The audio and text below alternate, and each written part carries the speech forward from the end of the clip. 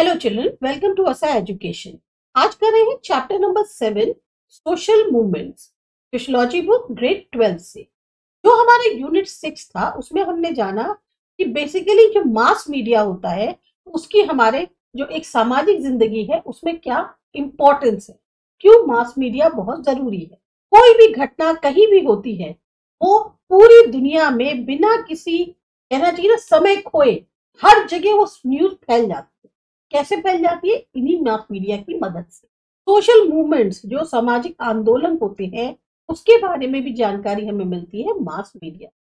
तो बेसिकली ये जो हमारा यूनिट है इसमें हम यही सीखेंगे कि सोशल मूवमेंट हम किसे कहते हैं, जो एक सामाजिक आंदोलन होता है ये क्या है, इसके फीचर्स क्या होते हैं, कैसे ये जो हमारी एक सामाजिक मानवता की जो जिंदगी है इसमें किस तरह से ये असर डालता है, किस किस तरीके के सोशल मूवमेंट्स अब तक हो चुके हैं। सोशल मूवमेंट जो है इसको हम सोशल एजिटेशन भी कहते हैं। एजिटेशन का मतलब होता है एक गुस्सा, एक विरोध, उसकी वजह से आंदोलन होना। क्योंकि बेसिकली ये क्या दिखाता है, ये एक प्रोटेस्ट दिखाता है, एक विरोध दिखाता है। जो भी इस टाइम पे प्रिवेलिंग सिस्टम है, यानी कि जो हमारा एग्जिस्टिंग सिस्टम है, जिस तरीके का हमारे समाज में एक सिस्टम चल रहा है, अगर हम उसका विरोध करते हैं तो उस विरोध को दर्शाने के लिए ये एक आंदोलन उसकी शक्ल है कि हम अपना विरोध आंदोलन की फॉर्म में कर रहे हैं। तो हम सामाजिक आक्रोश, सामाजिक विरोध ये भी कह सकते हैं। हमारा ये जो यूनिट है इसमें हमने बेसिकली वर्ड यूज किया है सोशल मूवमेंट। अब क्योंकि सोशल मूवमेंट्स समाज में होते रहते हैं तो ये जो है कहीं ना कहीं समाज पर डायरेक्ट या इनडायरेक्ट तरीके से असर डालते हैं। सबसे पहले ये जो वर्ड सोशल मूवमेंट है इसका इस्तेमाल किया गया था 19th सेंचुरी, और उस समय इसको जो है करने का एक खास मीनिंग था। पर अब ये जो वर्ड है इसका इस्तेमाल होता है कई सारे इंसिडेंट्स, घटनाओं के लिए। जैसे किसानों का आंदोलन हो रहा है, जो खेतों में काम करने वाले मजबूत मजदूर होते हैं उनका आंदोलन है, यंग लोगों का आंदोलन है, लेबर का है, फ्रीडम मूवमेंट हो गया, भूदान मूवमेंट हो गया, नव निर्माण मूवमेंट जो गुजरात का है। तो इस तरीके से बहुत सारे मूवमेंट जो है वो अब इस कई अलग अलग इंसिडेंसेस के लिए ये वर्ड यूज होने लगा। अलग अलग समय पे अलग अलग हालात में जो हमारा ट्रेडिशनल इंस्टीट्यूशन चला आ रहा है या जो भी ट्रेडिशनल वैल्यूज चली आ रही है के प्रति एक चेंज की, एक बदलाव की डिमांड जो है वो उठती रहती है। और ये कहाँ से उठती है? अलग अलग जो सेक्शन है सोसाइटी के वहां से। जनरली इस तरह की जो डिमांड्स होती है उस पर जो है जो अथॉरिटी है, यानी जो मेन उस टाइम पे एडमिनिस्ट्रेशन है या जो उसको रूल कर रहा है, वो रिस्पॉन्ड नहीं करता।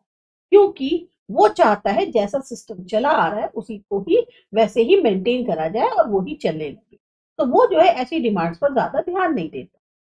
तो ऐसे में क्या होता है, एक कॉन्फ्लिक्ट जो है वो खड़ी हो जाती है। कॉन्फ्लिक्ट का मतलब क्या हुआ? मतभेद जो है वो दोनों ग्रुप्स के बीच में खड़ा हो जाता है। एक जो कि बदलाव चाहता है और दूसरा चाहता है कि नहीं, जैसा चल रहा है बिल्कुल वैसा ही चलता रहे। तो ये जो सोशल मूवमेंट है ये इसी कॉन्फ्लिक्ट से जन्म लेता है या इसी से ही बनता है। यहाँ पर आपके एक वर्ड दिया हुआ है स्टेटस क्यू। स्टेटस क्यू का मतलब होता है कि जो एग्जिस्टिंग जैसे अफेयर्स चल रहे हैं उनको वैसे ही चलने दिया जाए, उसमें ज्यादा जो है बदलाव ना किया जाए। तो हम ये कह सकते हैं कि जो सोशल मूवमेंट है वो ऐसा नहीं है कि जो अनजाने में हो जाता है। ये पूरी तरीके से सोच विचार के, हमारे जो एक एम है, हमारे जो आगे के टारगेट्स हैं के ऊपर पूरी तरह से सोच के और तब ये जो है खड़ा किया जाए। यहाँ पर जो भी आदमी आंदोलन में हिस्सा लेता है उसके कहीं ना कहीं एक माइंड में पूरी चेतना होती है कि हाँ, मैं जो डिमांड कर रहा हूँ वो एक बदलाव की डिमांड है। तो सोशल मूवमेंट को हम लिंक कर सकते हैं एक ऐसी आइडियोलॉजी यानी विचारधारा से जो बेसिकली जो हमारे एजिटेटर्स हैं, यानी कि जो आक्रोशित लोग हैं, उनके असंतोष को दर्शाता है। साथ ही साथ ये जो है सॉल्यूशन सजेस्ट करता है प्रॉब्लम के लिए, और ये भी डिमांड जो है, जो भी चेंज की डिमांड हो रही है उसके लिए एक प्रॉपर जस्टिफिकेशन देता है कि हाँ, क्यों हम जो है इस चीज में बदलाव चाहते हैं। अब यहाँ आते सबसे पहले आता है मीनिंग क्या है सोशल मूवमेंट। सोशल मूवमेंट जो है वो एक सोशल प्रोसेस है, यानी एक सामाजिक प्रक्रिया है। ज्यादातर जो सोशल चेंजेस होते हैं वो बहुत स्लो होते हैं और बहुत ही अनप्लान्ड होते हैं, उनके ऊपर ज्यादा कोई प्लानिंग ध्यान नहीं देता। कई बार या कभी कदार लोग जो पर्टिकुलर सेक्शन को या आइडियोलॉजी को बिलोंग करते हैं, उनको जरूरत लगती है कि हाँ क्यों ना हम सब मिलकर एक ऐसा कदम उठाएं जिससे इस टाइम पे जो हमारे समाज की बुराइयां हैं, जो हमारे समाज कुरीतियां हैं, उनको जो है खत्म किया जाए। और ये जो एक कलेक्टिव स्टेप्स होते हैं, मतलब जो सब लोग साथ मिलकर कदम उठाने की कोशिश करते हैं, ये टेम्पररी होते हैं, ये बिखरे हुए होते हैं, इसीलिए इनको हम सोशल मूवमेंट्स नहीं कह सकते। अलग अलग जो सोशलॉजिस्ट हैं, उन्होंने सोशल मूवमेंट को अलग अलग तरीके से डिफाइन किया है। सबसे पहले ब्रूम एंड सेल्जिंग जो थे, उन्होंने क्या बोला कि जब कलेक्टिव स्टेप्स लोगों के पूरी तरह से ऑर्गेनाइज हो, लंबे समय तक जारी रहे, तब हम उसे सोशल मूवमेंट कहते हैं। तो मतलब क्या हुआ कि जब लोग चाहते हैं कि हम समाज की बुराइयों को खत्म करें, एक नए तरीके को स्टैब्लिश करें जिंदगी के, अपने को पूरी तरह से ऑर्गेनाइज करें और फिर कलेक्टिव स्टेप्स उठाएं या एफर्ट करें लंबे समय तक, तभी हम उस चीज को सोशल मूवमेंट कह सकते हैं। हाथ में आए और एकदम से बिखर गए, ऐसे नहीं होता। जब आपकी जैसे हम लोग के यहाँ फ्रीडम मूवमेंट हुआ, फ्रीडम मूवमेंट में सब साथ आए, लंबा संघर्ष चला, अल्टीमेटली जाके वो हमें फ्रीडम मिली। तो वो ऐसा नहीं था कि कुछ जुड़ गए हट गए, जुड़ गए हट गए, ऐसे नहीं। अगर आप जैसे किसान आंदोलन हुआ हमारे, किसान आंदोलन में कितने सारे लोग टाइम पीरियड तक बैठे रहे, तभी जाकर वो एक सोशल मूवमेंट बना। निस्बत जो है उनका कहना है कि जो सोशल एजिटेशन होती है, इसकी एक खास एम होती है, एक ऐसी एम जिसमें जो हमारा सामाजिक स्ट्रक्चर है, ढांचा है, उसमें बदलाव लाना है। अब हम ये देखते हैं कि जो फीचर्स हैं सोशल मूवमेंट के, वो क्या होते हैं, ताकि हम इस ज्यादा बेटर तरीके से इसको समझ पाए। तो पहला जो फीचर दिया हुआ है सोशल मूवमेंट का, वो ये है कि मूवमेंट जो है वो एक सोशल और लॉन्ग टर्म प्रोसेस है, यानी कि लंबी चलने वाली प्रक्रिया है। ये कलेक्टिव होती है, मतलब एक आदमी नहीं कर सकता, बहुत सारे लोगों को साथ में आना होगा तभी होता। इस मूवमेंट का एक एम होता है, अधिक एक गोल होता है, टारगेट होता है, जिसकी चेंज की ये डिमांड कर रहे हैं उसी को ही लेके ये आगे बढ़ते हैं। ज्यादातर जो मूवमेंट्स होते हैं वो एक पर्टिकुलर टाइप ऑफ आइडियोलॉजी यानी विचारधारा से प्रेरित होते हैं। ये एक्शन ओरिएंटेड होते हैं, इसमें इनको चाहिए कि जो भी चीज के लिए खड़े हुए हैं उसमें कुछ ना कुछ एक्शन लिया जाए। ज्यादातर सारे मूवमेंट्स में पार्टिसिपेंट्स जो हैं, उनके में फीलिंग जो होती है, जो भी इसमें हिस्सा लेते हैं, उनमें कहीं ना कहीं सिंपैथी की और एक दूसरे के प्रति सपोर्ट की जो है भावना होती है। हर मूवमेंट में एक तरीका होता है डिमांड्स को रखने का, और उस पर्पस के लिए अलग अलग तरीके के मेथड्स अपनाए जाते हैं।